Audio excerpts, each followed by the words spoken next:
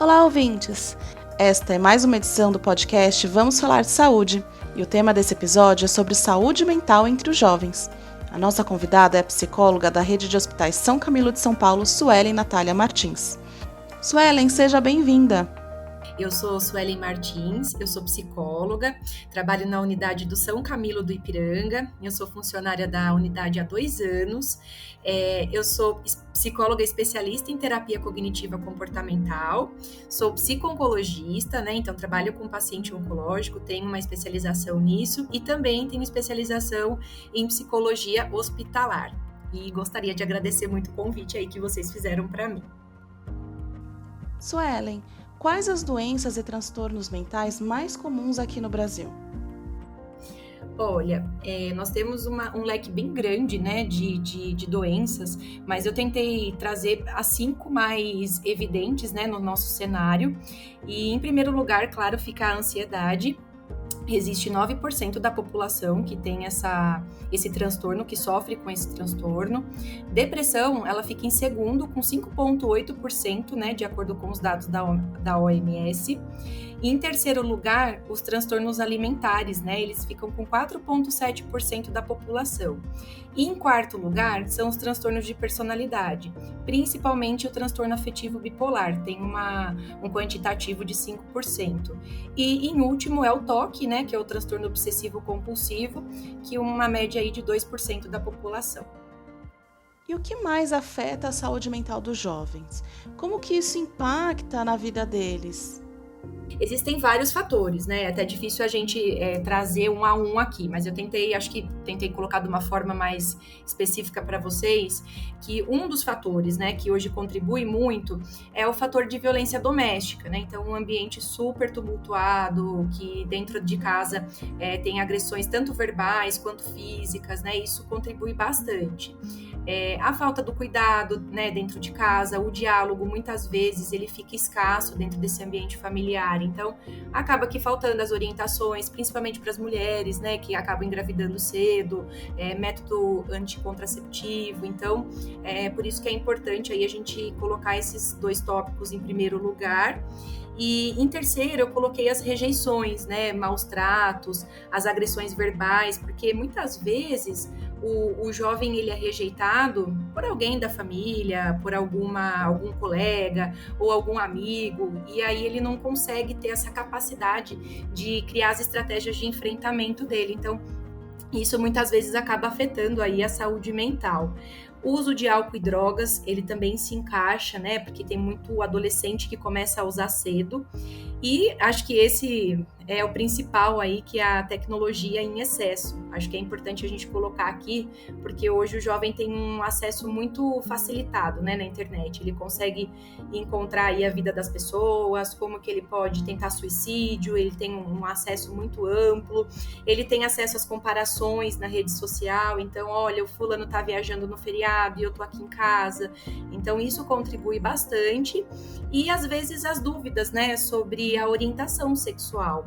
E aí o jovem se sente exposto em contar isso para a mãe, para o pai, sente medo dessa rejeição que a gente falou aí no tópico acima.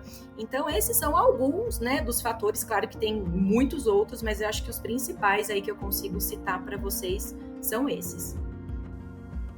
E quando esse jovem ele ingressa no mercado de trabalho, onde ele acaba deixando de ser um adolescente para se tornar um jovem adulto, né? E ele acaba enfrentando obstáculos, isso também pode impactar na sua saúde mental?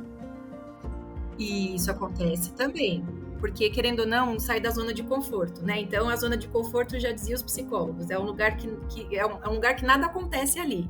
Então, quando a gente tem essa transição, né, da fase aí da infantil para a fase da adolescência, com certeza vai gerar aí um pouco de ansiedade, vai gerar frustração, porque muitas vezes esse jovem vai perder o emprego também, que não deu certo, ou ele vai aprender às vezes, ser repreendido, chamar a atenção, vai ter que lidar com os feedbacks negativos. Então, com certeza isso contribui muito também para o afeto aí da saúde mental, sem dúvida. Porque muitos jovens atualmente possuem mais medos e inseguranças. Como que eles podem enfrentar e tratar essas inseguranças emocionais? A gente tem que citar aí, não tem como, o isolamento da pandemia, né? O quanto que isso diminuiu a interação social das pessoas, né? Eu falo que isso não pegou tanto, não interferiu só nos seres humanos, mas até mesmo nos animais, né? O quanto essa ausência da interação social, isso trouxe aí uma contribuição para que as pessoas ficassem mais tímidas, com dificuldade de se relacionar, né? A entrevista de emprego no mercado de trabalho. As entrevistas hoje são, a maioria, feitas pelo computador, né? Então, essa coisa do frente a frente, né? Isso muda muito quando a gente está frente a frente com a pessoa. Então, sim, isso contribuiu bastante aí para o jovem desenvolver esse medo e essa insegurança, né? As comparações nas redes sociais também acaba sendo um grande fator, porque ele vai ter que lidar com a frustração, e isso para ele vira uma tarefa primordial. Assim, eu atendo muitos jovens no consultório e eu percebo que diariamente tem essa comparação, desde roupa de marca até lugares que foram viajar. Férias é um grande fator assim de problema, porque eu fiquei aqui em São Paulo e os meus amigos foram para Disney, e aí eu, né, tô me sentindo invalidado, então isso pega bastante também. E aí, pensando um pouco dentro desse contexto, né, como que a gente pode pensar no tratamento, né, de lidar com esses medos e essas inseguranças? Suelen, existe? Sim, né, quando de fato a família percebe, ou o próprio jovem percebe, ele precisa buscar a ajuda de um profissional em saúde mental. E aí, sim, esse profissional vai indicar, né, muitas vezes o acompanhamento psiquiátrico. Suelen, mas tem 15 anos, pode tomar medicamento? Se o médico, o psiquiatra, julgar que é necessário, sim, ele precisa fazer o uso do medicamento, tá? Mas só remédio e psicólogo? Não, é um fator de coisas. Então, a prática de exercício físico é importantíssimo para esse jovem que está ali numa transição de indo para a faculdade, então ele precisa estudar, ele precisa trabalhar. Então, tem que ter um lazer no meio do caminho, né? Ele precisa praticar, liberar essa serotonina. Ter uma rotina, então a gente fala da questão de rotina, de respeitar horário, não é qualquer horário para dormir, precisa ter um horário mais ou menos para se alimentar, para tomar o café da manhã. E isso vai fazendo, né, com que o jovem fique mais engatilhado aí para a vida adulta. E, acima de tudo, acho que dá para a gente citar a boa alimentação, né, e a valorização do sono, porque tudo está atrelado. Se eu como mal, eu não vou ter uma boa noite de sono. E a privação do sono me leva ao quê? Ao humor deprimido, à oscilação, muitas vezes, né, de humor com irritabilidade. Então, às vezes as pessoas, os pacientes ficam bravos. Olha, você acha, me indicou a higiene do sono? Sim, é importante você lá, 1 hora antes de dormir, você precisa desligar o seu aparelho, você precisa não cessar o uso de televisão. Então, tudo isso contribui. Pode parecer muito clichê, assim, mas, olha, é uma baita diferença. Acho que esses seriam aí os principais fatores e a forma de tratamento. O que pode gerar a ansiedade e a depressão nesse público mais jovem? Aí pega o gancho um pouco, dos jovens estão cada vez mais nervosos aí com a possibilidade de perder alguma coisa no mundo, né? Eles precisam estar ligadão aí em tudo que está acontecendo. Desde que isso aconteça no ciclo de amigos, ou próximo aí dos familiares, ou até na rede dos famosos. Eu percebo um aumento de ansiedade agora do Big Brother. Eu preciso saber quem que é fulano, quem que é ciclano. Então, isso acontece e o tempo todo o jovem fica ali, mexendo várias vezes ao dia no celular. Existem, inclusive, até pesquisas assim que a gente explica, né, quando você está com tédio, quantas vezes você acaba entrando no Instagram para olhar a tua rede social, né? Isso nada mais é do que um sintoma de ansiedade e de muito tédio. Então, isso gera, né, muita ansiedade. E esse excesso de informações, quando a gente fala nessa busca aí incessante, né, pelas informações, isso pode gerar um pensamento excessivo de futuro, né? Então, meu Deus, eu preciso procurar tal coisa, porque eu preciso fazer, eu preciso saber o que está acontecendo, mas e daí se eu não conseguir? Então, aí já vai começando a trazer um transtorno de ansiedade aí, quando as expectativas, principalmente desse adolescente, elas não são atendidas. Então, aí acontece essa questão do humor deprimido, e aí muitas vezes vai desencadeando, né? Se a gente não cuida, vira uma depressão. Quando não se tem a ausência desse manejo, muito provavelmente o jovem vai se deprimir, tá? Acho que essa questão a gente pode pensar, né? O ser validado, o TikTok, né? Então eu vejo muitos pacientes falarem sobre isso. Suelen, eu preciso eu preciso ser elogiado, a minha amiga tem X seguidores, eu preciso comprar seguidor. O desespero, assim, a ansiedade de que postei um TikTok ali, quantas curtidas eu já tive? Mas você acabou de postar, né? Não, mas eu tenho que ter mais curtidas do que o fulano. Então, isso gera demais essa ansiedade, né? Aí vê lá que o colega não teve tantas curtidas, teve mais curtidas que ele, por exemplo, né? Eu postei um vídeo ontem, mas a fulana teve mais curtidas. Pô, tô deprimida, porque eu sou. Aí entra aquele processo da desvalia, né? Então eu não sou boa o suficiente, e aí começa, né? A depressão, começa a vir os primeiros sinais aí. Então, assim, quando a gente fala desse estado deprimido, como que a gente pode identificar, né, essa depressão? Assim, é difícil a gente falar que esses são os principais, mas isso pode ajudar, tá? Num rastreio. Então, quando a gente tem aí um aumento excessivo de sono ou a privação do sono, então o jovem, ele sempre dormiu muito, de repente ele tá tendo insônia, tem alguma coisa errada. Ou é um paciente que sempre é muito agitado, né? E de repente ele tá dormindo demais. Então, isso acende o sinal ali de vermelho, do semáforo, né? Eu falo que é sempre um semáforo. O aumento excessivo, né, de comida, então ele começa a procurar, ele tem um aumento de apetite, ele começa a engordar muito, porque ele começa a buscar doce ou comida mesmo, ou a inapetência. Então, é uma pessoa que sempre comeu certinho, sempre comeu muito bem, e de repente começa a parar de comer, né? Fica inapetente. Anedonia, né? Para quem não sabe, isso é a perda do prazer por atividades que antes eram satisfatórias. Então, o adolescente ali, ele sempre gostou de fazer atividade física, ir para academia, jogar bola, e de repente ele começa a ficar recluso, a optar pelo isolamento social. Isso são indícios de depressão, tá? E aí, como é que a gente pode controlar isso? De novo, né, é necessário, tem que observar para conseguir, né, fazer um encaminhamento aí para uma intervenção. E aí, de novo, né, se o psicólogo identificar que precisa encaminhar para o psiquiatra, vamos fazer o encaminhamento para o psiquiatra. Mas, se não precisar, com a terapia, Suelen resolve? Com certeza, né? Não necessariamente eu faço terapia, eu preciso ir para o psiquiatra. Mas é um complementa o outro. Suelen, e tem muita gente que acaba confundindo a tristeza com a depressão. Como que a gente pode diferenciar uma da outra? É diferente, é bastante diferente, embora as pessoas tenham dúvidas, né? A tristeza, eu costumo dizer que ela é um estado, assim, normal do ser humano, né? Porque a gente precisa vivenciar na vida momentos de tristeza. Então, a gente termina relacionamento, a gente perde ente querido, a gente perde emprego, a gente passa por situações difíceis, né? Então, isso não é patológico. Eu terminei um relacionamento, tô há uma semana chorando. Eu tô com depressão? Não, você tá vivenciando um processo de luto, é natural isso. Aliás, seria até esquisito, né? Se você perdesse um ente querido, terminasse um relacionamento no qual você não sentisse vontade de chorar ou vontade de ficar triste. Então, isso tá dentro da nossa normalidade, né? Um bom psiquiatra ou um bom psicólogo, ele precisa saber distinguir essa diferença, tá? Entre a tristeza e a depressão. Porque se a gente for parar para pensar, a tristeza, a pessoa, né, quando ela tá triste, ela tem condições de resolver a situação sozinha, tá? Então, ela consegue ter estratégia de enfrentamento para lidar. Na depressão, existe uma diferença, porque o corpo, ele fica triste, né? Então, você olha, assim, para aquele paciente, ele tem uma fisionomia diferente, o conjunto corporal em si, ele muda. Então, não é uma tristeza comum, né? Aqui na depressão, a gente vê uma pessoa mais desanimada, ela se arrasta para tudo, ela não tem mais vontade, né, de fazer nada.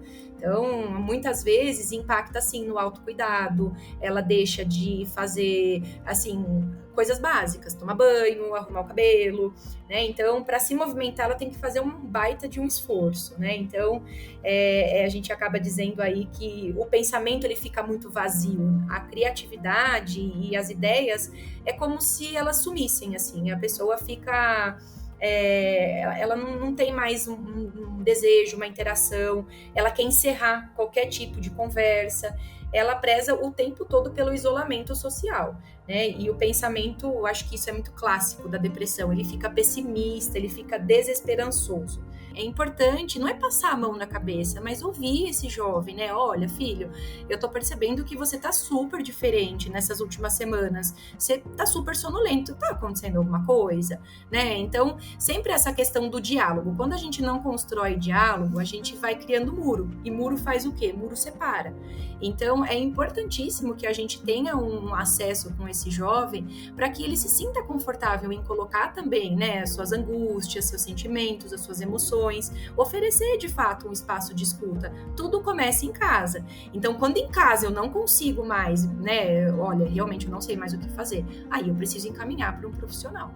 Acho que, para finalizar, assim, o que a gente podia dizer é que a tristeza, a pessoa, ela precisa ser ajudada. E na depressão, ela precisa, além de ser ajudada, medicada. Então, acho que isso que difere aí dos dois pontos. E quando que o jovem possui risco de desenvolver algum transtorno mental? Hoje a gente vive numa era aí, né, onde a saúde física, a estética, a imagem externa, elas estão super valorizadas. Então, muitas vezes, o jovem, ele pode sim desenvolver, por exemplo, um transtorno alimentar devido a essa questão da comparação de imagem. Sim, ele pode desenvolver uma depressão pelo fato de ter conflitos dentro de casa. Muito, a maioria das tentativas de suicídio hoje que eu recebo no hospital tem a ver com convívio familiar, né? É muito comum, inclusive. A gente acha que não, mas sim, tem tudo a ver, tá?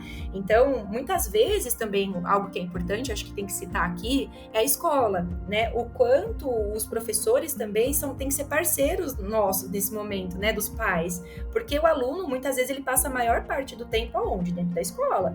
Então, ele é um aluno super participativo. De repente, ele fica recluso, ele começa a ficar irritado com os colegas, ele não consegue mais manter o foco, a concentração nas aulas. Opa, alguma coisa tá acontecendo, né? Então, os hábitos comuns do dia a dia, quando eles começam a mudar para pior, né? É interessante a gente buscar ajuda, porque tem alguma coisa que tá errada. Quando seu filho não tá levantando do sofá, a gente pede para levantar. Então, a gente tem que observar se alguma coisa está diferente, se mudou para pior, precisamos identificar, tá? Um outro ponto que é importante, né, que me fez lembrar agora. Quando tá calor, aí o jovem tá lá de blusa de manga comprida. Poxa, tá, mas o que tá acontecendo, né? Tá calor, por que você tá usando blusa de manga comprida? Cuidado, né? Esse adolescente, ele pode estar se mutilando com a ajuda de gilete, com algum objeto aí pontiagudo, né? Então, assim, o adolescente tá pegando comida e tá indo comer pro quarto. Poxa, por que ele está fazendo isso? Pode estar desenvolvendo uma bulimia, porque muitas vezes ele come para depois provocar o vômito, né? É o processo aí que começa a desenvolver bulimia, anorexia. Então, tá lá, o vaso sanitário de casa entupiu, toda vez está entupindo com frequência. Opa, o que está acontecendo? Vômito é comida crua.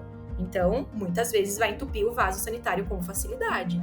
Então, são, assim, alguns gatilhos, né, que os pais precisam ficar atentos de que pode parecer coisa muito simples. Veja, quem que vai imaginar, né, que, pô, tá entupindo o negócio, o vaso aqui em casa? O que tá acontecendo? Temos que ficar atento. Então, não é só aos comportamentos em si, mas as evidências que a gente vai identificando. Aproveitando o que você falou, Suelen, sobre o diálogo entre os pais e os filhos, por que é importante falar sobre a saúde mental, sobre suicídio? É comum os pais falarem sobre o suicídio e também a automutilação com seus filhos? De jeito nenhum, falta muito isso, né? Muitas vezes as pessoas fingem que não querem ver, isso acontece bastante, tá? E muitas das vezes acha que vai passar. Alguns relatos que eu já ouvi, eu percebi isso, Ellen, mas eu achei que ia melhorar, né? Então, que a gente acha que de repente tem a esperança de que esse problema vai ser solucionado. E não é bem assim, né? Então, hoje é muito ainda restrito. É um baita erro, assim, a gente não falar sobre suicídio com o jovem, né? E isso engloba também a automutilação, engloba tudo, porque muitas vezes é uma possibilidade, né, que os pais têm para conseguir ofertar essa escuta, esse sofrimento que o jovem tem e ele não consegue expor. Então, não é só uma questão de, é frescura. Às vezes são questões tão, assim, pequenas, mas que para o paciente é gigantesco e ele não consegue lidar, porque ele chegou na escola e o melhor amigo dele hoje está conversando com uma outra pessoa. Pronto, é um gatilho. Pode parecer uma bobeira, assim, mas para o jovem não, né? Então, muitas vezes essa escuta, ela pode sim ajudar, né, o jovem a não cometer o suicídio. E aí, é engraçado isso que você trouxe, né? Porque muitas vezes os pais me mandam mensagem no WhatsApp, isso acontece com frequência. Suelen, olha, não sei se é bom na sessão falar sobre suicídio, sabe? Porque vai que isso vai contribuir, sabe, para ele procurar essas coisas. E aí eu devolvo sempre para esses pais, olha, muitas vezes esse desejo, ele já está intrínseco, né? Então, assim, entenda que o fato de perguntar para o paciente, para o jovem, né, o que levou a pensar sobre o suicídio, não significa que eu estou reforçando essa ideia. Imagina, de jeito nenhum, né? Às vezes, inclusive, o paciente já tem até estruturado, ele traz para mim, eu quero um enforcamento, eu quero tomar remédio. Então, no espaço ali da psicologia, muitas vezes você vai ser o confidente mesmo desse jovem, porque ele não tem isso em casa. Então, olha só como que é importante, né? Isso que você está me trazendo. A informação, eu falo que a informação é primordial, ela é sempre o primeiro passo para ajudar o jovem. Informação, seja ela de qualquer aspecto, né? O suicídio, se a gente parar para pensar, acaba sendo uma emergência médica. Por quê? Em qualquer situação, você tem que proteger a vida dessa pessoa, porque se você não protege, ela vai morrer, tá? Então, pode não ser na primeira vez, pode não ser na segunda, na terceira, mas pode ser na quarta. Então, tentou suicídio, né, quando isso acontece lá no hospital, ela já virou pela lei 13.819 uma notificação, tá? Compulsória. A instituição precisa notificar. Então, você é obrigado a fazer um relato para que o Estado ele tenha o conhecimento desse ato. Tá? Então, olha só como que isso é sério, né? Olha a proporção que isso toma. E se a gente parar para pensar, essa é a 7ª causa de morte no mundo, né?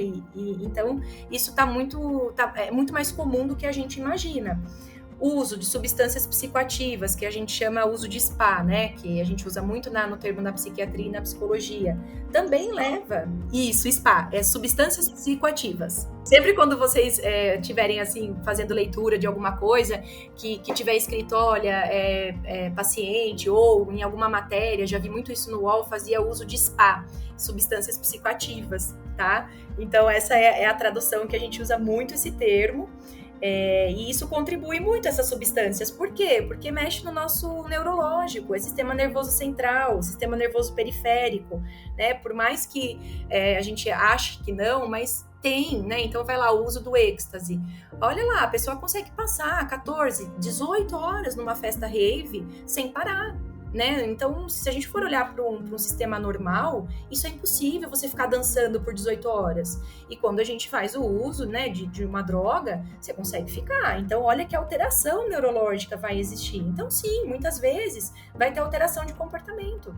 E a gente precisa explicar para esse jovem, né? Precisa explicar sobre a saúde mental, o que isso causa, como eu estou falando aqui para vocês. Então, é difícil. Essa questão do videogame, né? Olha o quanto que ele precisa ser orientado. Então, falou em suicídio, a pessoa ela precisa entrar automaticamente num projeto de cuidado, né? Eu costumo dizer, se há prejuízos, tem perda.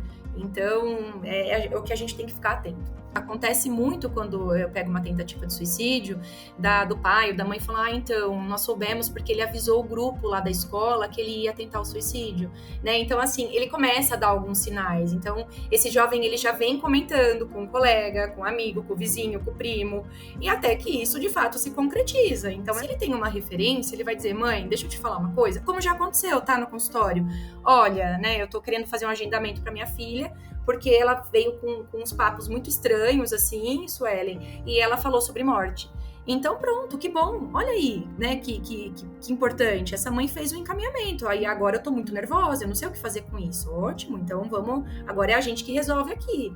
Então, isso é primordial, eu concordo contigo, tem que ter uma referência, não precisa ser a mãe, mas que seja a avó, que seja o tio, o primo, mas é necessário que alguém que seja próximo, que não seja uma pessoa fora do âmbito familiar, né, vamos dizer assim. Suelen, e falando sobre trabalho e início de carreira, quais são as doenças que estão ligadas ao ambiente de trabalho? Se a gente for parar para pensar, existem milhões, né, de doenças aí que são ligadas ao ambiente de trabalho. Mas uma coisa que eu chamo a atenção é que, assim, todas essas doenças não precisam ser psicológicas, né, de emocionais, mas todas acabam levando um estado emocional adoecido, né? Então, por exemplo, se a gente pegar aí a doença de Ler, né, que é o esforço repetitivo, e em relação ao DORT, né, que são os distúrbios osteomusculares. Muitas vezes gera dor. Quando eu tenho dor, eu fico irritado. Então, muito provavelmente eu vou começar a desenvolver dentro do meu ambiente de trabalho uma postura diferenciada com as pessoas, porque eu tô sentindo dor. Então, olha como que é interessante isso, né? Quando a gente fala em dermatose também, a gente fala são as alterações de pele. Então, tem alguns locais de trabalho que a pessoa fica exposta, por exemplo, o mecânico, a graxa. Isso pode gerar futuramente uma erupção na pele, né? Começa a coçar bastante. Então, fica o que a gente chama de rash cutâneo, né? Que fica aqueles pontos vermelhos. Muitas vezes a pessoa tem vergonha disso. Então, olha como que, né, a doença, ela vai tendo as ramificações para o lado psicológico. Doença respiratória muitas vezes acontece, que é a asma. Doenças auditivas, aí dependendo do lugar de trabalho, a pessoa fica surda. Então, olha o quanto isso vai mexer com essa parte emocional, né? A questão de visão, né? A catarata, às vezes acontece, aí exposição às altas temperaturas podem levar, né? E, finalmente, aí as questões psicossociais, que é o quê? A depressão, muitas vezes o estresse, síndrome do pânico acontece muito dentro do ambiente de trabalho, as crises de ansiedade, que são clássicas, né? E por que, né, Suelen, que isso acontece? Gente, 1 milhão de coisas, né? Excesso de pressão, então você tá ali, bancário. Bancário tem que bater meta, não tô dizendo que só bancário vai ter as crises, tá? Mas o bancário, ele é muito pressionado, então ele muito provavelmente ele vai desenvolver aí um transtorno de ansiedade, tá? Às vezes, isso já aconteceu, já peguei paciente assim também na clínica.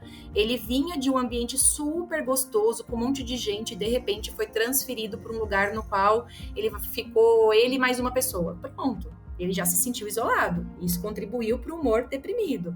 Então, é difícil, porque são pequenos pontos que desencadeiam aí a questão da saúde mental de uma forma muito exorbitante, assim, que você não esperava por isso, mas acontece, né? Então, às vezes, as dificuldades, os desentendimentos dentro do ambiente de trabalho.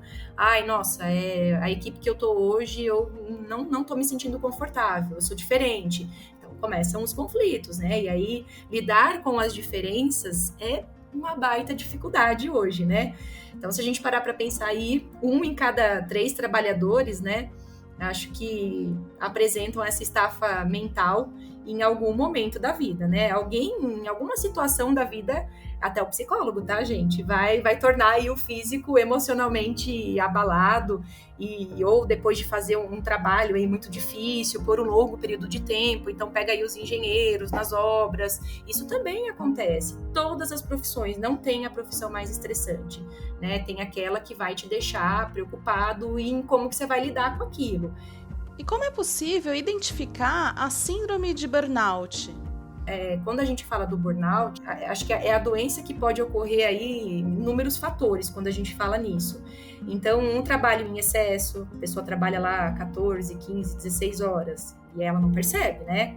As recompensas, muitas vezes, os reconhecimentos são insuficientes. Então, assim, Suelen, eu esperava a promoção esse ano e ela não aconteceu. Então, um baita humor deprimido começa a aparecer dentro dessa pessoa. Muitas vezes a falta do controle emocional. Então, a pessoa já vem de gatilhos, assim, de situações difíceis de lidar, e aí isso só potencializa, e aí ela vai ficando sem esse equilíbrio, né? Uma das coisas também que gera o burnout é a pessoa estar numa função que ela não gosta. Então, ela não sente mais prazer naquilo, ela vai ficar com a atenção e o foco prejudicado. Ela entra num processo que ela fica incapaz de perceber a sua eficácia. Então, eu já tratei um paciente com burnout, ele vinha de banco, e aí eu falava para ele, poxa, mas vamos, no dia de hoje, né? O que você traz de positivo que você fez? Nada. né? Eu não tenho nada de positivo. Então, olha só como que essa pessoa tá adoecida, ela não consegue identificar. Ela fica desiludida, ela fica negligente até, inclusive, com a própria saúde. Ela tá ali trabalhando 16 horas por dia, ela não tá percebendo que horas que ela parou para fazer xixi, né? As suas funções ali fisiológicas que precisam acontecer, beber água, tudo vai impactando. Ela fica com uma baixa energia para resolver problemas. É um sofrimento postergado. Então, por exemplo, hoje você tá lá trabalhando, você fala, ai, meu, que dia difícil que eu tive, ai, não aguento mais, sabe? Nossa, eu tô cansada. Aí quando amanhã passa, né? E amanhã você volta, você ainda tá com algum resquício, mas é como a tristeza, tá vendo? É como a tristeza e a depressão. Então, você entra num estado de tristeza que é normal, todos nós temos. Mas, se eu venho, né? Então, eu já começo assim a me arrastar, eu começo a vir de meses dessa forma e eu não tenho mais nenhum ganho, aí, opa, acende o sinal de alerta, alguma coisa está errada comigo. Eu já tô assim, tudo que eu tô identificando tá prejudicado. Então, eu não faço direito, eu não tenho mais uma motivação, o meu salário é péssimo, os colegas com quem eu trabalho é horrível, então eu fico mais com aquele olhar mesmo bem pessimista. A culpa é do chefe, né? Então, ele vai tendo aquele mecanismo, né, de defesa que é a projeção, e muitas vezes ele tende mesmo a projetar, né, frustrações que são dele, da pessoa, né? Ela vai projetar isso no outro. Então, é um pouco isso, eu sou incapaz, eu não consigo, por conta vai sempre ter um fator, né? Então, eu sempre vou colocando um terceiro culpado. E aí isso vai só piorando se a gente não cuidar. Muitas pessoas têm dúvidas sobre qual profissional procurar. Qual a diferença entre terapeuta, psicólogo e psiquiatra? Eu costumo falar que nem todo terapeuta, ele é psicólogo, tá? Às vezes os meus pacientes também falam isso. Ai, minha terapeuta, olha, hoje aconteceu isso. Eu não chamo atenção, porque tá tudo bem, mas não é, tá? Não é todo terapeuta que é psicólogo. Por quê? Porque existem várias terapias complementares hoje, né, que não requerem a formação de 5 anos em psicologia. Porque a psicologia, ela é uma graduação. Então, eu preciso ter 5 anos de formação para me tornar psicólogo, né? Então, tem terapias alternativas no mercado que a pessoa ela não precisa ser formada para exercer. Então, um exemplo, né? O psicólogo, como eu falei, ele estuda 5 anos e aí ele está apto para exercer em várias áreas da vida dele. Então, ele pode trabalhar com RH, já foi o meu caso, tá? Já trabalhei por 7 anos na área de RH. A psicologia forense, que é uma psicologia bem bacana também, que é em centro penitenciário, né, que é muito importante o trabalho, inclusive. A psicologia hospitalar, como é o meu caso hoje, e por aí vai, né? Então, você pode atuar aí em várias funções, né? E também fazer terapia. Agora, o que é importante, o psicólogo ele tem um registro profissional, existe um CRP, né? Então, todas as vezes, isso fica uma dica, tá, gente? Quando vocês forem marcar uma consulta aí com um psicólogo, que nem eu tenho lá meu Instagram, então é primordial que você divulgue o número do seu CRP, né? Porque ele é o documento que vai provar que você é um psicólogo. E aí você pode, inclusive, pesquisar. Então, tá lá, Suelen Martins. Eu vou digitar ali no site do CRP. Vai aparecer se meu registro está ativo ou não. Porque hoje um psicólogo ele jamais pode ter atuação de ter pacientes, fazer terapia, se ele não estiver ativo no conselho, né? Isso gera até uma cassação do nosso diploma. Então, sempre que vocês procurarem, né, um profissional psicólogo, busquem o CRP desse profissional, veja se está ativo, isso é o que vai te dar a segurança, tá? E importante, nós não fazemos prescrição de medicamento, embora eu quisesse muito, né, mas não posso. É importantíssimo a gente saber sobre isso, que psicólogo não receita, tá? Quem faz a receita de medicamento é o psiquiatra, né? Então, qual que é a diferença aí? O psiquiatra, ele já não faz a terapia, ele avalia do paciente a sanidade mental dele.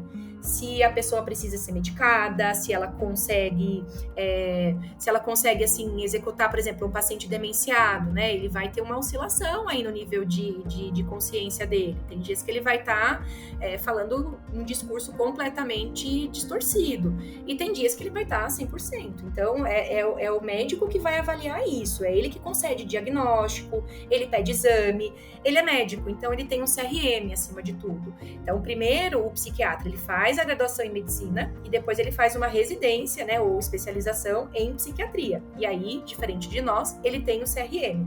Ah, mas e o terapeuta, né? O terapeuta, ele vai ter que atuar dentro de um nicho. Aí, por isso que existem os coaches, né? O terapeuta, ele é autorregulamentado na associação chamada ABRAT, tá? Que é o quê? Uma associação dos terapeutas complementares alternativos. Ele vai ter que ter uma área de atuação e trabalhar com casos mais leves, né? Ele não faz diagnóstico. E ele também não pode aplicar teste. É diferente de nós psicólogos. Então, vou dar um exemplo. Olha, eu preciso trabalhar o término no meu relacionamento. Se você encontrou um terapeuta especialista em relacionamento, ótimo, ele vai conseguir te ajudar. Mas se dentro desse contexto você trouxer para ele, agora eu acabei meu relacionamento e eu tô pensando em tirar minha vida, pronto. Ele já não pode mais te atender. Por quê? Porque virou uma questão complexa. Aí ele precisa do psicólogo, tá? Então, para ser terapeuta, precisa de um curso de certificação dentro da área que ele vai ter uma metodologia. Então, um terapeuta holístico, ele vai ter lá uma parte lá da terapia holística, ele vai fazer um curso para isso. A terapia sistêmica e por aí vai os cursos, tá? Então, essa que é a diferença aí do psicólogo, terapeuta e psiquiatra. Suelen, muito obrigada pela sua participação e por esclarecer essas dúvidas sobre saúde mental e também sobre a importância de falar sobre esse tema entre os jovens e os adolescentes. Eu queria até aproveitar o espaço aí para agradecer o convite. Eu falo bastante também, acho que todo mundo já percebeu, né? Mas é um prazer para mim poder trazer um pouquinho do meu conhecimento, né? Contribuir. Eu amo o que eu faço, então eu acho que foi assim. Eu fiquei muito agradecida com esse convite aí do hospital. O São Camilo é um hospital que eu prezo bastante, que eu adoro trabalhar lá. Então eu só tenho a agradecer mesmo vocês aí, toda a equipe. Eu deixei uma frase que eu mesma que escrevi, porque eu gosto bastante dela e, inclusive, eu sempre utilizo com os meus pacientes, tá? E aí eu vou ter que ler para vocês aqui para ficar bem bonitinho, tá? Então, assim, se você não souber o que dizer, né, diante de um paciente que esteja em sofrimento, se as palavras se perderem nas lágrimas ou se ficarem presas em um nó na garganta, lembre-se apenas de estar presente, não abandonar e demonstrar como a pessoa é especial para você.